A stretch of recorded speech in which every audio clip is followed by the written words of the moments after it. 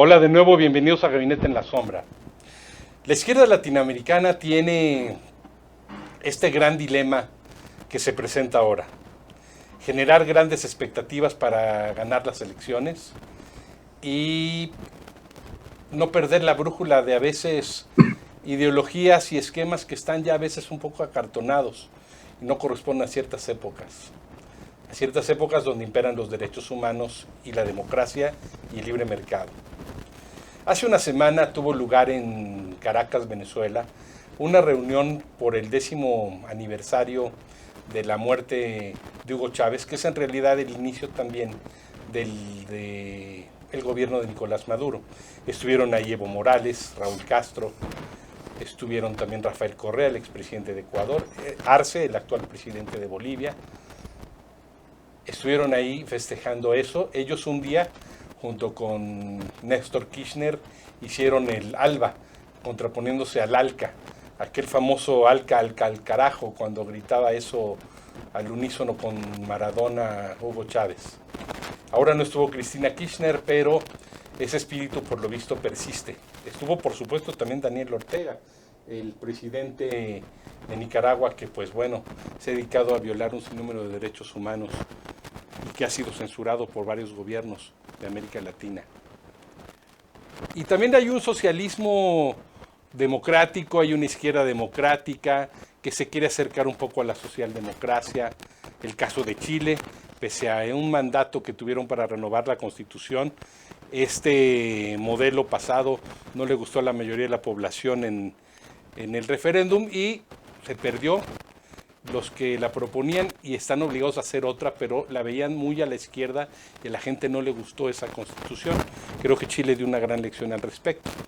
México se encuentra gobernado por un gobierno de centro izquierda, pero bueno, está aprovechando, así como Lula, el precio de las materias primas en los 90s, pues el nearshoring de lo que va a ser para México, o esta relocalización de las cadenas de suministro, que va a ser un gran beneficio para el proyecto de López Obrador. Y sin embargo, también en México hay gente que aspira en muchos temas, como la educación, a una izquierda pues que a veces se pareciera un poco radical y quisieran irse un escalón arriba para subir y alcanzar al menos referencialmente a Cuba o a Venezuela. Hoy vamos a tratar precisamente estos temas con 3 personas que se han dedicado mucho a estudiar la izquierda, que han sido de izquierda o de centro izquierda, y que también coinciden con un progresismo que puede ser también a veces más con tintes democráticos y de derechos humanos. Se encuentran conmigo desde Buenos Aires, Argentina, Juan Carlos Juárez, diputado con mandato cumplido o exdiputado y experto en temas de seguridad social.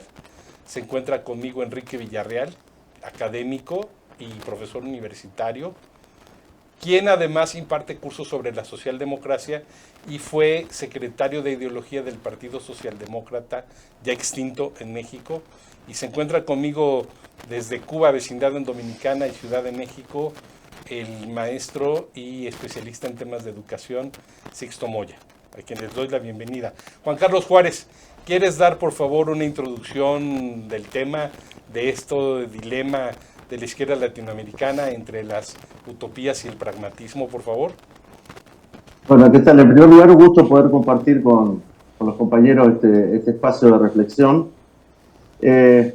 Las categorías en materia política e ideológica, digamos que están hoy teniendo una dinámica que no encorsetan, no ubican claramente, digamos, los términos como se conocieron en su momento los movimientos políticos de izquierda, de centro, de derecha. Hoy ha habido, cuando uno analiza el mapa electoral de Latinoamérica y las últimas elecciones, analiza lo que sucedió en Colombia, lo que sucedió en Chile, lo que puede pasar en Argentina en este año, ve que esas categorías están difusas. Cada uno de los que ha ganado, Petro o Boric en Chile, han tenido que reubicar esa situación. ¿Por qué? Porque la izquierda democrática, la centroizquierda o la socialdemocracia o el progresismo, digamos, tiene algunas categorías de pensamientos que son centrales. Es decir, la democracia, la libertad, los derechos humanos, los derechos civiles y políticos, que parecerían ser discusiones saldadas, que no lo son cuando uno ve lo que está sucediendo en Nicaragua. Entonces creo que hay que reencauzar estos pensamientos, pero además tienen que tener, en materia del pragmatismo, digamos, el nuevo continente social que exige el mundo hoy en términos económicos y sociales. ¿Por qué? Porque los gobiernos que hubo enfocados en la centroizquierda en Latinoamérica no han dado respuestas satisfactorias a las demandas sociales. Digamos, no han tenido una respuesta de acuerdo a los requerimientos y a las necesidades. Si uno ve la concertación chilena, que ha sido el proceso más extenso y más eficaz en algunos aspectos, tenía un continente progresista, un continente socialdemócrata, pero no terminaba de definir lo que nosotros conocimos como centro-izquierda o como izquierda democrática. Hay una distancia. Gabriel Boric, que llega con esa idea, con esa impronta, rápidamente se ubica en un centro. ¿Por qué? Porque hay una sociedad en Latinoamérica, hay un pueblo en Latinoamérica que está funcionando por fuera de las estructuras de los pensamientos políticos, porque al no encontrar respuesta, en Argentina la denomino la sociedad blue, digamos, la sociedad como el dólar paralelo, digamos, funciona en paralelo de los movimientos y de la dirigencia política. Y esto también ocurre en Latinoamérica. Uno ve, digamos, Petro, si se quiere, en Colombia, conocemos su historia, conocemos su impronta. Cuando él llega al gobierno, fíjese cuando toma las decisiones vinculadas a lo financiero, a lo económico, otra vez se despoja de la categoría de lo que es izquierda. Lo reasegura y lo reafirma cuando avanzan las cuestiones sociales, cuando en los aspectos igualitarios, en el tema del género con su vicepresidente. Es decir, pero no hay una categoría definida hoy en Latinoamérica. Cuando uno va al contexto europeo, si se quiere, bueno, esas categorías tampoco están muy definidas. Es decir, la última elección importante, la de Francia, Macron termina ganando, corriéndose un poquito a la izquierda del centro, y termina apoyado por el representante del Partido Socialista francés. Bueno, bastante por el tema de los chalecos amarillos, ¿no? Lo hicieron, lo obligaron a correrse bastante más a la izquierda. Es la discusión de hoy, digamos, ¿no? El aumento de la edad jubilatoria. Entonces, digo, las categorías no están tan nítidas, no están tan definidas, porque hay un reacomodamiento, y aunque muchos no lo vean, esto tiene que ver también con el avance tecnológico, la inteligencia artificial, la geolocalización. Todas estas cuestiones pasaron a tener preeminencia en los sistemas políticos. Digamos, hoy no hay esas discusiones políticas de fondo. Hoy se discuten cuestiones que tienen que ver mucho más con la cotidianeidad, con resolver problemas, y son muy pocos los dirigentes que dejan ver su expresión política. Sobre todo estoy hablando del progresismo, la socialdemocracia, la centroizquierda, la izquierda democrática. Enrique, interesante este eufemismo de reacomodamiento para referirse a la centroizquierda. Enrique Villarreal, contemporánea. ¿Cómo ves todos estos temas? Bueno, Mario, pues te agradezco, ¿no?, la invitación a tu programa. Es un placer poder compartir aquí con personalidades del mundo intelectual y político, ¿no? Creo que es un privilegio y hay que sacarles jugo, ¿no? Pues mira, Mario, de entrada yo te diría que yo no estoy muy seguro que el dilema sea entre utopía y pragmatismo. De entrada habría que hablar en plural, ¿no? Tú mismo lo has dicho. Más bien utopías e izquierdas, ¿sí? Entonces, si hablas en plural, ya estás hablando de distintas utopías, que no deja de ser un concepto muy fuerte, ¿no? Porque te lo aceptaría más en una discusión filosófica el concepto, ¿no? En la actualidad no se habla tan desafortunadamente, ¿no? No quiere decir que no se debería, ¿no? Pero dada la situación que se vive en América Latina, no creo que el problema sea hablar de las utopías, ¿no? Más bien hay cosas muy concretas, ¿no? Como el tema de la democracia, el tema de la globalización, de la crisis, de la gobernabilidad, ¿no? El nearshoring. El nearshoring, o sea, pero ahí están los dilemas. En todo caso, ¿queremos democracias o caudillismos, ¿no? Porque imperan políticas del hombre fuerte, ¿no?, frente a otros regímenes. De derecha y de izquierda, de ambos. Pues mira, a mí no me gusta tanto ideologizar, ¿sí? Porque eso nos lleva a otras discusiones que son más del debate político de cada país. Y más bien me gusta hablar de estructuras políticas, de estructuras económicas. Los debates más bien si son globalización o regionalismo, ¿no? O sea, por ahí están los debates, ¿no? O sea, yo creo que sería bueno concretar esos puntos, ¿no?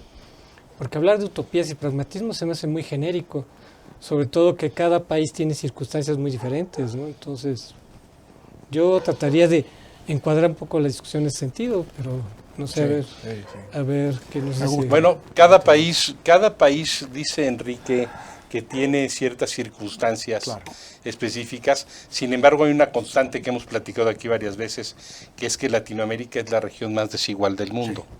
Entonces, esa es una constante entre las supuestas diferencias. Y dos, me llama la atención que, por ejemplo, mencionamos a Nicaragua, Venezuela y Cuba, pero sin embargo para ellos las remesas que llegan de Estados Unidos son fundamentales. Por ejemplo, en Nicaragua se ha incrementado 17% a raíz de todo este conflicto y expulsiones. Sin duda en Venezuela las remesas que llegan de todos los venezolanos que están por todo el mundo, y sin duda también en Cuba. En México también.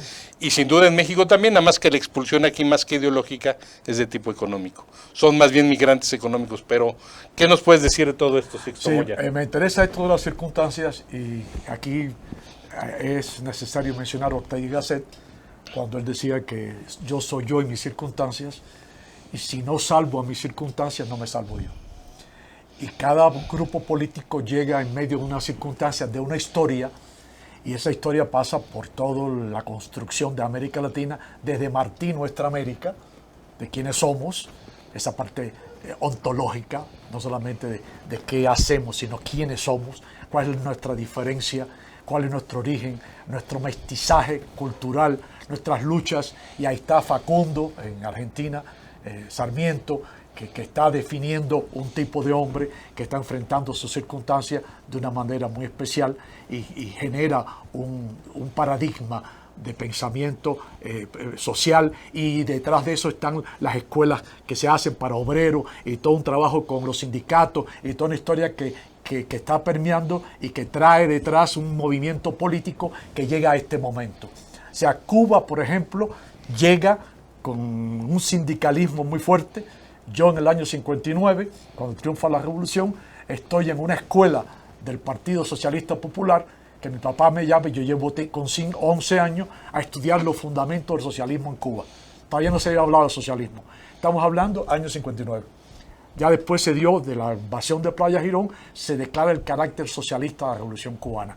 Pero en el año 59, la primera escuela de formación política del Partido Socialista Popular, con los fundamentos del socialismo en Cuba, yo estoy ahí leyendo qué va a pasar en Cuba, año 59. Entonces, sí hay una historia que rescatar, y esto no, son circunstancias que se van generando y van conformando un pensamiento político, y van conformando una época. Y esta época empieza en América Latina con toda esta guerrilla, con la imagen del Che invadiendo el mundo, con el movimiento de países no alineados, con Fidel presidiendo la organización a nivel internacional, y con el discurso famoso de Fidel en Naciones Unidas diciendo cuál es el paradigma que está buscando para reivindicar el papel de los pueblos frente a los procesos estos de colonialismo, y es Cuba peleando en Argelia contra los franceses, y después en Angola contra la invasión, y está peleando también en Sudáfrica. Y no sé pero qué. Súbete a la máquina del tiempo y vete más acá. Por eso. Pero estoy diciendo de dónde está esto, porque estamos hablando de que esto no surge de la nada. O sea, porque si no entendemos de qué polvos trajeron estos lodos, o qué circunstancias son de las que estamos hablando.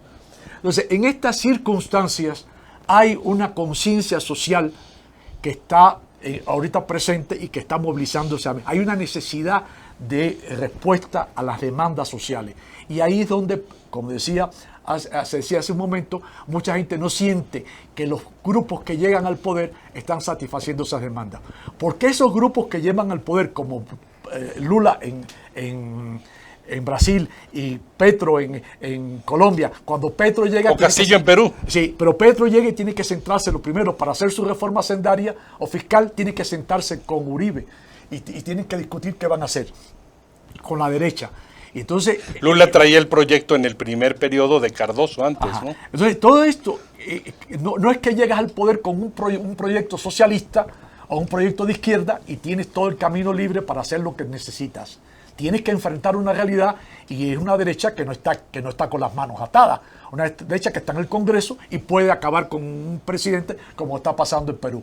Entonces, si los congresos... Pero quién sabe quién acabó con quién, si él por tratar de hacer el golpe de Estado y el autogolpe se acabó él, ¿no? Él quiso prever... Lo estaban orillando eso, también, lo estaban orillando a eso. Entonces, toda esta lucha, hay una lucha de intereses y no es lo mismo un proyecto político de un partido para llegar al poder que cuando un partido llega al poder. No es lo mismo. No podemos confundir una cosa con la otra. Y eso lo dice muy claro Marx en la crítica del programa de Gotha, donde dice que hay socialistas vulgares, gente que está prometiendo una cosa que no pueden cumplir, derechos que no se pueden cumplir, porque la estructura económica no da para eso. Vamos a preguntarle ahorita a Juan Carlos Juárez. Juan Carlos Juárez, ahorita lo que nos decía Sixto Moya, si hay historia de antecedentes, yo creo que mucho antes del Che Guevara, yo estoy ahorita parafraseando a Octavio Paz, cuando decía en la figura de Emiliano Zapata, en el caso de México, que Emiliano Zapata representaba todas esas inconformidades y agravios que se habían suscitado desde la colonia española, y que Emiliano Zapata, dice Octavio Paz en sus obras, era quien representaba eso. Antes del Che Guevara había carteles de Zapata en el mundo como un símbolo de la revolución. Recordemos también el por qué esta película tuvo lugar, la que hicieron Steinbeck y Kazan, pues en el tema del macartismo y la persecución de los socialistas y comunistas en el cine, que agarraron la figura de Zapata para reivindicarse ante la izquierda. ¿Cómo estos fenómenos históricos que nos habla Sixto y que son referencia no forma parte de esta utopía que dice Enrique que ya está un poco desdibujada o es más conceptual en el debate? A ver, yo coincido que, digamos, lo primero que tenemos que ser para poder hacer. Eso es básico, central. América Latina es muy rico en antecedentes. Si yo pienso en los revolucionarios de Mayo, en nuestro país, Mariano Moreno, un joven, muy inteligente, muy impulsivo, que termina siendo muerto, por decirlo de alguna manera, en un viaje en un buque hacia Europa. Hay mucho antecedente antes del Che Guevara y que pelearon con otras herramientas, digamos, que quisieron que esta Argentina fuera muy pujante y también que tuviera la porfía en el tema de las ideologías. Y ha habido muchos dirigentes. Construir la nación argentina fue, como para el resto de Latinoamérica, fue una tarea ciclópea, digamos, y hubo hombres con fuertes convicciones que tenían ideología, pero que eran pragmáticos también, ¿no? Es decir, cuando San Martín comienza la gesta libertadora, lo hace con un pensamiento independentista, pero lo hace en la base de una ideología, donde no solo teníamos que ser independientes del colonialismo español para ver si pasábamos a depender del colonialismo inglés, lo hacía para que fuéramos independientes de verdad. Y su encuentro con Bolívar, digo, ¿qué historia más rica de lo que tiene que ver la liberación, la independencia? ¿Qué valor más importante que eso? Ahora, ¿era solo constituir instituciones formales? No, la verdad que la rebeldía se demuestra con instituciones que funcionen. ¿Qué es la libertad y la igualdad? ¿Son las mismas cosas? No, no son las mismas cosas. Son dos herramientas que juntas potencian las calidades y el respeto humano de cada ciudadano. Y en eso, la verdad que América, inclusive contemporáneos, Hipólito Yrigoyen, del Partido Radical, el primer presidente elegido por el voto popular, digamos, abrazaba las ideas del krausismo, ¿no? Es decir, y tuvo una disputa a través de la abstención. Se abstenía hasta que no hubo elecciones libres. Es decir, eso también es rico lo que tiene que ver con ideología. ¿Y qué tenía que ver con la igualdad y la libertad? La libertad para él estaba escrita en la Constitución Nacional. Y la igualdad estaba el día que dijo, todos los chicos que van a la escuela usan guardapolvo blanco, no puede haber distinciones sociales en la escuela pública. Entonces, digo, hay cuestiones que son muy profundas, que tienen que ver con nuestro ser, y que tienen que ver con una matriz productiva, La Argentina fue generadora de acero propio, fue generadora de la explotación del petróleo propio, con empresas nacionales. La agricultura, la ganadería. La agricultura, pero no solo la agricultura de mandamos el cuero y tiramos la carne, sino, digamos, la cadena de valor. Así es. Que tiene que ver con todo eso. Entonces creo que en eso también, en esa cotidianeidad, en la económico, como mencionaba ahí el amigo recién, tiene que ver, digamos, también la matriz de lo que significa el progresismo, la social. ¿Es el mismo pensamiento de alguien conservador con respecto a lo que puede hacer el conservadurismo, y digamos, con lo que puede hacer la socialdemocracia, lo que puede hacer el progresismo en el mundo, o la izquierda? No es lo mismo. No es la misma, no es lo mismo la igualdad de condiciones que la igualdad de oportunidades. Son dos cosas que hay mucha distancia entre una y otra, aunque parezcan iguales. Es decir, la igualdad de condiciones nos pone a todos en una misma línea de largada. Ahora, hay algunos que tenemos más edad, otros que son más jóvenes, otros que tienen algún problema para desplazarse. En vez de la igualdad de oportunidades, tiene en cuenta previamente la condición de cada uno de nosotros. Entonces, ahí digo que en eso se muestra cabalmente cuando uno reafirma un criterio ideológico. Ahora, es inaceptable que alguien diga que es progresista, socialdemócrata, de izquierda o centroizquierda y tenga presos políticos, o que los saque de su país y les quite su nacionalidad, claro, que es la afrenta más grande que se puede tener contra una persona, como hizo Ortega.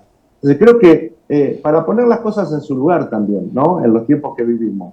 Y en este tiempo que vivimos, en este tiempo contemporáneo, bueno, es decir, que es la misma la posición para la explotación del litio de la Argentina que puede tener el progresismo, que el que puede tener la derecha o el liberalismo a ultranza. No es la misma.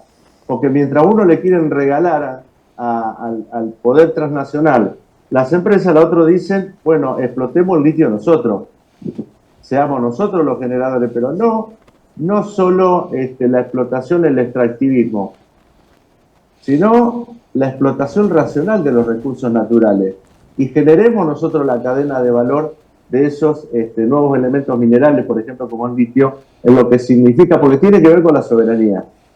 Eso tiene que ver con la soberanía. De acuerdo. Bueno, regresando del corte, vamos a pedirle a Enrique Villarreal que nos comente un poco acerca, desde estas ideologías, cómo cuentan o no, si el debate es muy conceptual.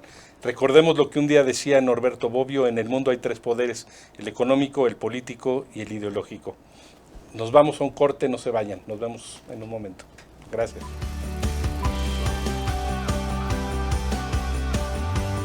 WowMX.tv. Son Sí, unos animalitos preciosos, ¿verdad? mira, es un animal de compañía, de fácil manejo. Si te fijas, son pequeños. El que tú tienes ya no es tan pequeño. Te traje uno de alrededor de 6. El periodista, el galerista, y quién sabe cuántas cosas más. Y lo que se acumula en la semana. Esta historia en la que una cantante muy famosa y su novio, que también es un cantante muy famoso, escribe una canción que se llama Marry Me, Cásate Conmigo. Como ustedes conecten con el dibujo está perfecto, ¿eh? Y ahí tenemos a este personaje, ¿verdad? Es fácil dibujar, así que pues anímense. En esa plaza, en ese jardín, y tenemos la Conchita y está la casa llamada Casa de la Malinche. Entonces es un lugar de mucha presencia cortesiana, Coyoacán en particular, ¿no? Sí.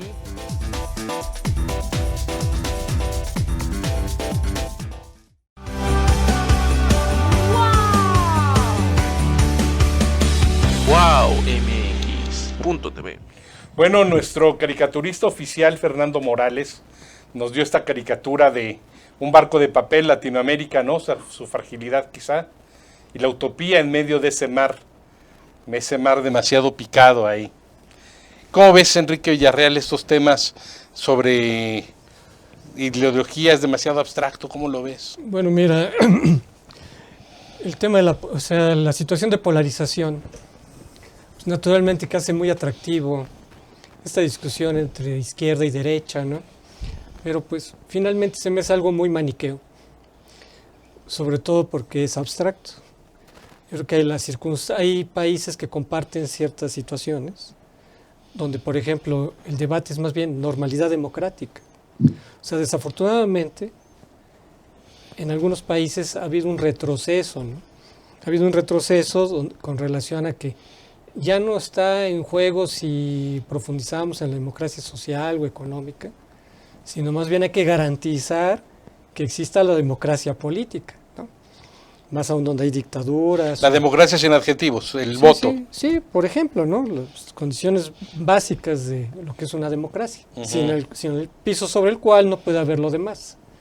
Entonces, yo insisto en que es difícil encontrar grandes temas que tú señalaste la desigualdad social. Sí, pero es demasiado amplio, ¿no? O sea, no es la inequidad, me gusta más el tema inequidad o la que desigualdad. Pero aún así es muy amplio, ¿no? Yo soy más bien partidario de temas más específicos, y aquí tenemos un especialista de política social, ¿no? Donde existe una seguridad social. Seguridad social. Por ejemplo, donde existe una seguridad social universal o donde no la existe, qué tipos de modelos de bienestar. La educación. Qué tipos de educación hay. Entonces, como que más bien hay que ir particularizando algunos temas, pero dado aquí el carácter más político de lo que sería esta temática, ¿no? Entonces yo siento que más bien hay que ver temas de la democracia. Sí, a lo mejor hay países donde se puede avanzar más, ¿no?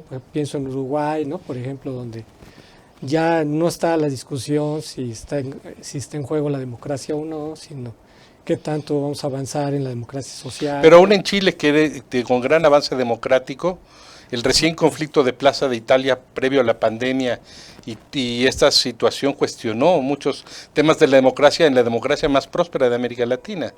Bueno, pero ahí estamos, ahí es otro tema, que es el pacto, el nuevo pacto político constitucional, ¿no? Entonces ahí ese es otro tema. Chile es así como que muy específico, ¿no? Por lo mismo, no podemos caer en un debate si es izquierda o derecha, o sea, lo puedes hacer, pero no te lleva a gran cosa, ¿no? O sea, es atractivo, porque pareciera que el mundo es una lucha entre la izquierda y la derecha, ¿no? No creo que sea tan maniqueo. ¿Cómo ves tú? Es la complejidad. Estamos hablando de una situación cada día más compleja. Y yo recuerdo en el año 73, yo estoy en la Universidad de La Habana, llega Fidel Castro, estábamos un grupo de estudiantes en el patio ahí de los Laureles y yo le pregunto, comandante, ¿qué pasa en Chile? Y él me dice, resumo, en Chile no hay revolución. Una revolución es el mito más el poder económico, que es lo que hablaba ahorita Juan Carlos. Si es necesario que estemos pendientes de qué está pasando en lo económico. Y de ese análisis de las circunstancias económicas que rodean a cualquier proceso social hoy, sea Nicaragua, o sea Venezuela, o sea Chile, las condiciones económicas en las que están cada uno, y en el caso de Cuba igual, están determinados en alguna estructura, en un mercado capitalista que dice Piketty, Tomás Piketty, el Carlos Marx del siglo XXI, dice Piketty en El Capital del siglo XXI. No sé qué es el Keynes del siglo XXI. Bueno, le dice la gente, la propaganda dice... Cada quien le pone como... La propaganda dice que es el Carlos Marx del siglo XXI. Y yo creo que lo que él dice, sirve para analizar esta situación. Dice Piketty que, en una de sus conclusiones, que no es lo mismo la racionalidad política que la racionalidad económica. Porque la racionalidad económica no conduce ni a la democracia ni a la meritocracia. Porque la racionalidad política no tiene ni moral ni límites. Digo, la racionalidad económica, rectifico. Porque la racionalidad económica no tiene ni moral ni límites. Entonces, estamos en un proceso, en un mercado donde todos asistimos. Los suizos lo dijeron antes, los banqueros dijeron que el dinero no tiene aroma. Perfecto. Lo dicen de hace mucho tiempo. Hay muchas maneras de decirlo, pero yo estoy repitiendo esta concreta, un libraco así, que es un ladrillo, que está analizando qué está pasando en el capitalismo, cuáles son las crisis que está viviendo el capitalismo y qué viene. Y entonces, desde una visión muy estudiada, muy fundamentada, muy documentada, no es ideología, es análisis económico, es un analista, es un gran estudioso. Entonces, estamos ante una realidad.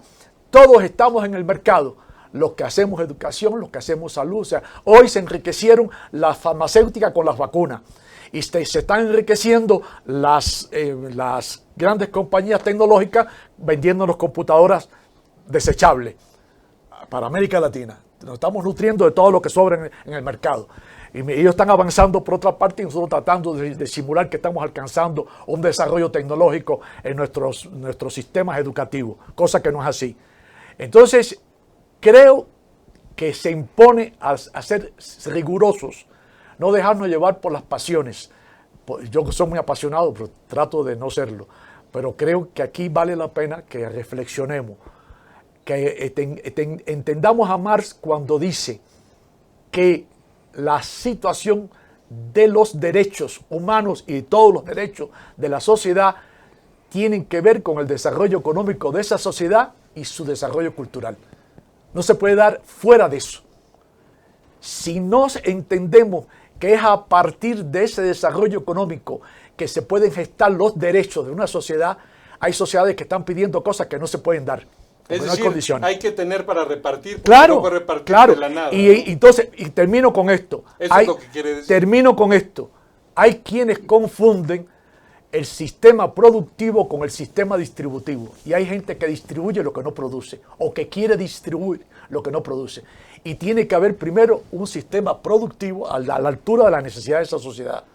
Y si no lo hay ese sistema productivo, no puedes inventar y reproducir, o sea, repartir aquello que no produce. Y eso lo dice Marx, no lo digo yo. Juan Carlos Juárez, me acuerdo que le has comentado alguna vez que Raúl Alfonsín, cuando visitó Cuba, le dijo a Fidel: todo está muy bonito, pero falta la democracia. Palabras más, palabras menos.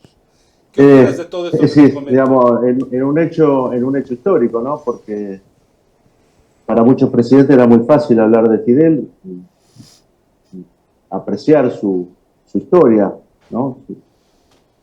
Pero Alfonsín fue ahí, fue a ese lugar, estuvo en el lugar. Y entonces cuando Fidel le mostraba las bondades del sistema educativo, del sistema sanitario, y Alfonsín, obviamente, por la estatura que correspondía, le dijo: sí, esto está todo muy bueno, pero falta algo que es fundamental, que es la democracia, es decir, que las personas puedan elegir y ser elegidas libremente.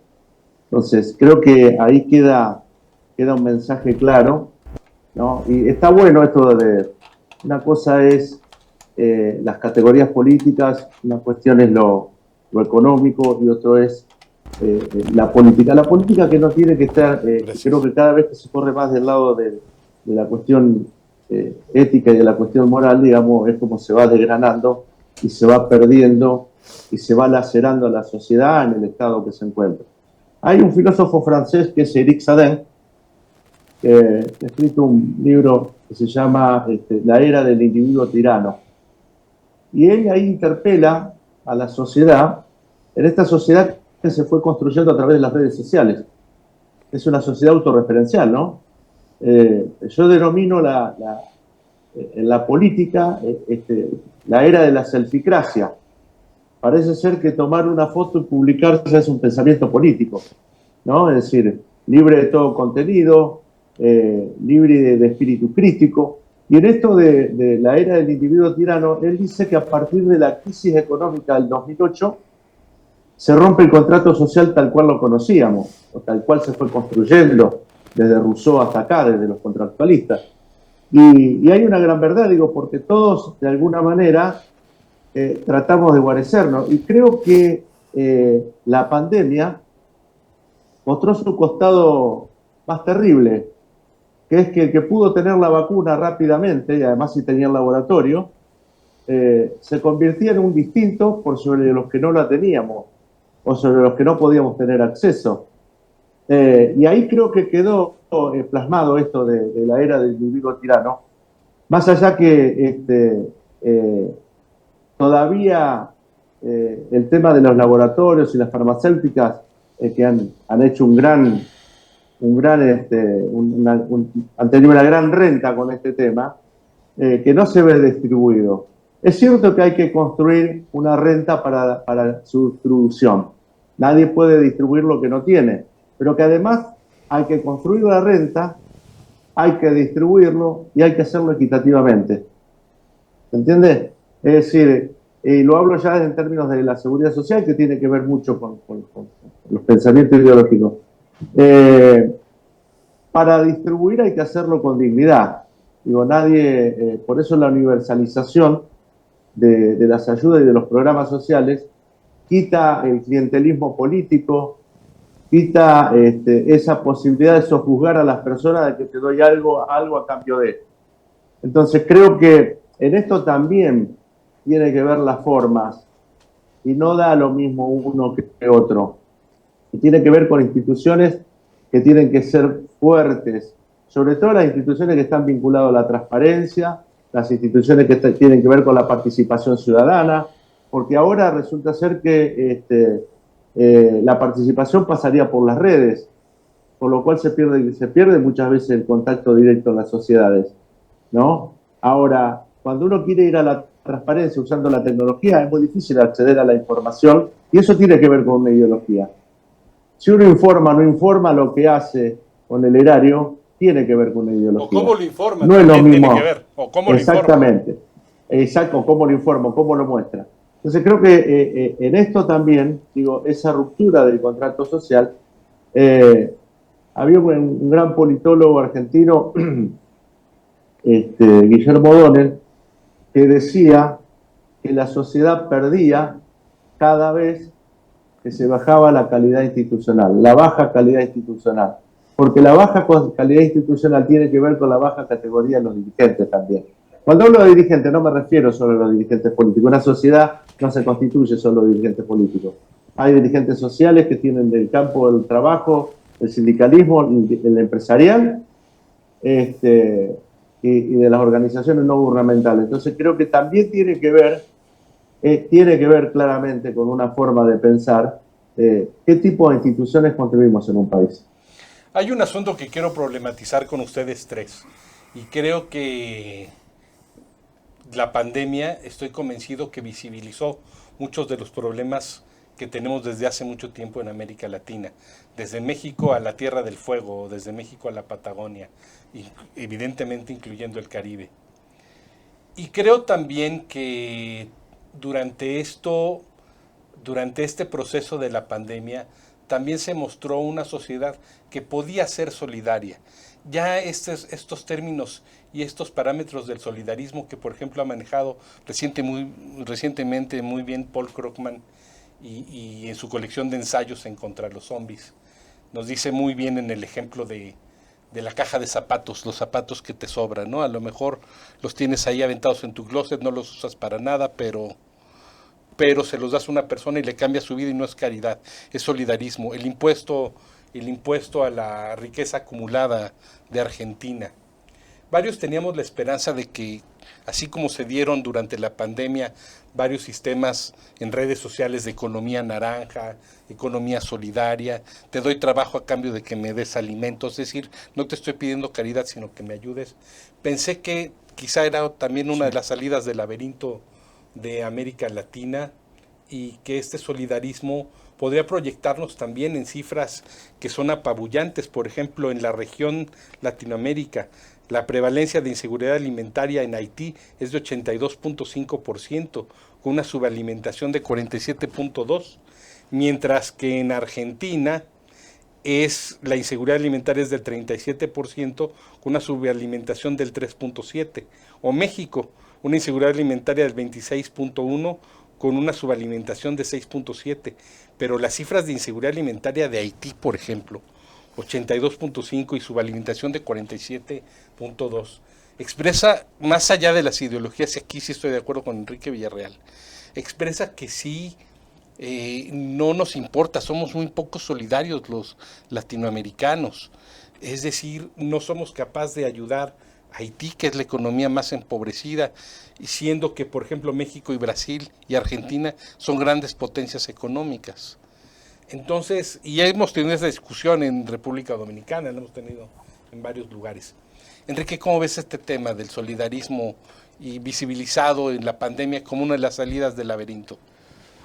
Pues yo creo que la pandemia lo que hizo fue agudizar las condiciones de polarización que justamente hicieron inviable ese solidarismo. O sea, yo creo que no, en lugar de que una respuesta podría haber sido el solidarismo, pues fue una reacción meramente defensiva de que sálvese quien pueda, porque desafortunadamente las políticas de los gobiernos, pues no, en general, ¿no? Obviamente hubo algunos que sí respondieron bien. Como en Chile. Sí. O en Uruguay, por ejemplo, ¿no?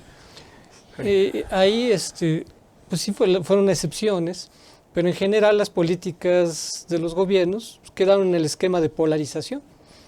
Y entonces llegó al extremo de sálvese quien pueda, y por lo tanto pues no se generaron condiciones favorables, sin olvidar las condiciones estructurales del sistema de salud que existía anteriormente, ¿no? Pues el sistema de salud público ya traía una crisis muy fuerte, y pues la pandemia lo agudizó más, y más aún cuando había sistemas privados, donde pues también aplicó, salvo excepciones, en general aplicó la lógica capitalista que señalaba muy bien Sixto, ¿no? Pero fíjate, yo me imagino que ya estamos en... No, pero sigamos con el tema. Sixto, yo quiero apuntar algo porque se habló Juan Carlos hablaba de las instituciones, y aquí la educación tiene un papel fundamental. En cuanto a la educación social, desde el niño, desde los primeros encuentros con su sociedad, la socialización que se inicia en la primaria. Y la UNESCO está planteando hoy un nuevo contrato social por la educación, porque antes de la pandemia se insistía mucho en las competencias individuales, y ese era el paradigma de desarrollo internacional, venía impuesto. Y dice la UNESCO que tenemos que descolonizar la educación y tenemos que ir a una educación solidaria. ¿Por qué? Porque falta eso. Se habló de libertad con mucha atención y con mucha pertinencia. Sí tiene que haber libertad, sí tiene que haber igualdad y tiene que haber solidaridad, porque eran tres fundamentos que iban juntos. No se podía privilegiar una sola cosa. No puede haber igualdad, libertad, si esa libertad no sirve para ser solidario y para poder construir una sociedad. Y dice Ortega y Gasset en Misión de la Universidad, que eso es importante, creo que nos va a alumbrar, que una sociedad vil produce una escuela vil. Lo dice Ortega y Gasset con claridad. Y dice también que hay que atender, que formar en la escuela un individuo culto a la altura de las ideas fundamentales de su época. Y hoy la sociedad tiene que ser solidaria, porque la desigualdad de América Latina pasa por la escuela. Los niños están viviéndola.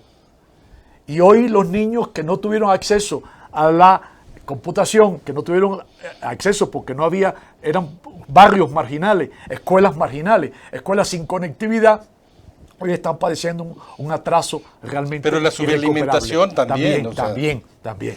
Entonces, son cosas que, repito, sí tiene que ver con las instituciones que tenemos, las instituciones que hemos heredado de un pasado todavía colonial. Por eso dice la UNESCO, hay que descolonizar la educación para dejar de querer parecernos a una realidad que no tenemos. Juan Carlos Juárez, a mí, tú sabes que me atrajo mucho el impuesto a la riqueza acumulada en un sentido solidario, porque tenía también un sentido contraprestacional, es decir, quien recibía ese apoyo tenía que dar alguna prestación a la sociedad, trabajar en la cocina comunitaria, ir a acompañar a la gente de la tercera edad, hacer algún servicio social. ¿Qué opinas tú de este tema de solidarismo, retomando, Juan Carlos Juárez? Creo que es central, trabajo en un tema que es solidario, intergeneracional, que la seguridad social tiene que ver con eso. Digo, si no hay solidaridad y no hay intergeneracionalidad, no, es imposible esa construcción, que hoy es el gran paradigma, ¿no? Y creo que tiene que ver todo con las tareas de cuidado. Hay un gran cambio en el mundo que se lleva a lo cotidiano y a lo social. Digo, el mundo del trabajo es muy diferente hoy y va a ser muy distinto, ¿no? El tema de la inteligencia artificial, el tema de la tecnología, la digitalización, va a generar un gran cambio. Y en el tema de la solidaridad y el tema de la riqueza, la riqueza acumulada, puede fue una gran decisión en la Argentina que generó discusiones, pero que otros países desarrollados y otros países de Latinoamérica también lo están pensando, lo están intentando. Yo a veces escucho cifras que son muy dolorosas, porque en esas cifras hay personas de carne y hueso. Cuando uno ve el contexto de Latinoamérica, ¿qué sería ser solidario en Latinoamérica? Y la verdad que tendríamos que ser capaces de construcciones conjuntas que tienen que ver con el desarrollo de tecnología, que tienen que ver con el desarrollo de la biomedicina, y en los estados tiene que haber, me parece que estamos lejos todavía de eso, pero que no tiene que ser a ver cómo un país por determinada posición dominante económico-territorial le impone a otro, sino que el solidarismo se construye con partes proporcionales, y hay que trabajarlo en el marco del continente. ¿Qué hace? Como hablaba recién lo de Haití. Digo, todos conocemos lo de Haití, digo, todos los que pueden hacer algo, hacen algo por Haití. Digo, Argentina, Brasil, Colombia, México, Uruguay, Chile. Digo, ¿hacemos algo por eso? ¿Hacemos algo porque en América Latina y el Caribe más del 50% de los trabajadores no están reconocidos y están algunos en condiciones infrahumanas? Que eso es lo generador de que haya casi un 45% de la economía no registrada, que solo en Argentina representa anualmente cerca de 180.000 millones de dólares que se mueven en un mercado por fuera de lo reconocido, de lo fiscal. Digo, esto también tiene que ver con las ideas, porque algunos creen que plantar la solidaridad es una cuestión naif. No es nada naif, es todo lo contrario, es un sentido de compromiso. Alfonsín siempre decía, los que menos tienen un crédito a su favor contra aquellos que más tienen. Y eso también tiene que ver con la solidaridad, eso tiene que ver con una decisión y tiene que ver con un pensamiento. Bueno, y la figura de Alfonsín, con ese pensamiento de la democracia en Argentina, ¿no? Exactamente, ese pensamiento en el marco de la democracia, de la libertad, de la igualdad, desde ahí se construye. Desde ese lugar, no hay otra forma. Enrique Villarreal, Giancarlo Bosset tiene una entrevista que le hace a Norberto Bobbio. Norberto Bobbio hablaba que, en referencia a que estas dictaduras que agarraron el socialismo como un instrumento ideológico para legitimarse las luchas de las clases sociales, decía que el socialismo en sus orígenes no planteaba eso. El socialismo era la lucha por ciertos términos de igualdad, por ciertas garantías, y obviamente eso se fue tergiversando con el tiempo. ¿Qué rescatarías tú, que estuviste en el Partido Socialdemócrata, de estas ideas de centro izquierda, Enrique? Bueno, yo creo que nunca como ahora siguen siendo vigentes valores que históricamente el socialismo ha promovido. No exclusivamente, ¿no? Pero que se asocian con el socialismo, sobre todo las cuestiones de la igualdad, las condiciones de equidad, pero también el socialismo, incluso si nos vamos con Marx, también el socialismo era democrático en el sentido de que Marx promovió partidos que iban a la lucha electoral. ¿Sí? Hay la idea del Marx revolucionario, ¿no? Pues sí, claro, si ve uno sus escritos, ¿no? Pero en su praxis política, Marx era socialdemócrata, porque él veía que era posible ganar elecciones, llegar al poder y a partir de ahí llegar al socialismo. Entonces, hay una serie de valores que son de alguna manera comunes a la izquierda en general, pero valores muy genéricos, que por eso se puede hablar de izquierda, pero son tan genéricos que no nos ayuda mucho para la cuestión cotidiana. O sea, ya cuando tú ves cómo se resuelvan los problemas y demás, ahí sí tienes que aterrizar las discusiones, ¿no? Entonces tenemos que ir más allá de izquierda o derecha, hay que ir más allá de eso, Mario. Sixto Moya, fíjate que... Perdón, yo quisiera abundar. Permíteme nada más, déjame agregar un comentario y ahorita a mí me gusta mucho, y creo que es uno de los debates más importantes de este tiempo, el que tuvieron Benedicto XVI, después Papa, y Jürgen Habermas, acerca de los logros del Estado liberal, ¿no? Donde dice, bueno, tanta lucha por ese liberalismo que también prometió igualdad, que prometió muchas cosas, y miren dónde estamos, ¿no? No ha servido. Palabras más, palabras menos, es más complejo. Inserto en lo que nos comenta Enrique, también el liberalismo ha tenido aristas que han dicho pelear por la igualdad, no es el monstruo nada más capitalista, y también el liberalismo quiere pelear por tus derechos sociales, tus derechos de igualdad, tus derechos constitucionales, tus garantías individuales. Sí, voy a decir, sí hay una izquierda marxista, inteligente, preparada, que entiende. Ahí está Pablo González Casanova y algunos otros filósofos y pensadores mexicanos y latinoamericanos que han aportado ideas interesantes a esto. Y dice Marx también que hay de izquierda socialistas vulgares. Y yo en la promoción que hicimos de este programa decía, hay socialistas vulgares y hay críticos vulgares que no entienden el socialismo, que no saben de qué hablan, porque no han leído Marx. Hay gente que dice que es marxista, pero no sabe quién es Marx. Confunden a un Marx con otro. Entonces, sí hay que prepararse. Yo creo que parte de lo que se está discutiendo ahora en la democracia, cuando se habla de los niveles de democracia en cada país, cuando se hace el ranking de dónde hay signo, y hay un rango que dice formación política de la sociedad. Y entonces esa formación política de la sociedad determina la participación en la democracia. Si tú no tienes una visión política, no sabes por quién votas, no sabes qué opción estás eligiendo, porque no tienes conciencia de qué programa te están proponiendo. Y muchos partidos resuelven esto no teniendo programa. O sea, hay gente que va a las elecciones sin programa, sin esclarecer a qué van. Tienen un candidato, son pragmáticos puros. Son registros y tienen ante la acción electoral un programa que nunca toman como discurso y nunca tienen difusión. Pero vuelvo otra vez, si hace falta instituciones, y una de las grandes instituciones que debe darse a la sociedad es la que la forma, una escuela de pensamiento político, escuela que tenga ideología, escuela que tenga, no que vaya a ideologizar, pero que se hable de la ideología, porque la ideología sí existen. Ya te interrumpo porque ya vamos a los comentarios finales. 1 minuto, por favor, y no más de 1 minuto, por favor, Juan Carlos Juárez. Bueno, en primer lugar, un gusto compartir acá con los caballeros este programa. Creo fervientemente que es la democracia, la libertad, la educación es la gran liberadora de mentes en el mundo. La educación es central.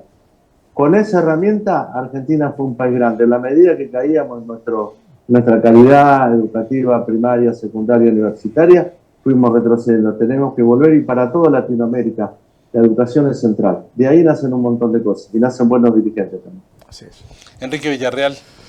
Pues mira, haciendo relación al tema de tu programa, te podría decir que nunca como ahora América Latina está más lejos de la utopía y más cerca del pragmatismo.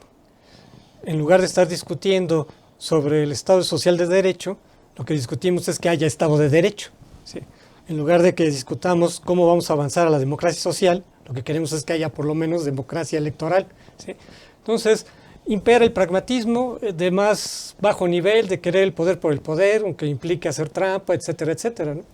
Desgraciadamente, esas son las discusiones actuales, que eso revela el bajo nivel al que hemos caído.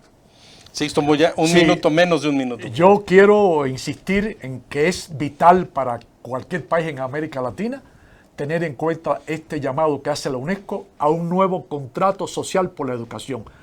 Que todos participamos en tener una sociedad más culta, donde se manejen las ideas esenciales de la época, como llamó Ortega y Gasset. Bueno, pues fue una gran conversación con grandes talentos y de gran experiencia política y académica. Les agradezco mucho a Juan Carlos Juárez, Enrique Villarreal, a Sixto Moya, que nos han acompañado hoy. Y a ustedes les deseo buenas tardes y buena suerte. Nos vemos en la próxima. Gracias. ¡Wow!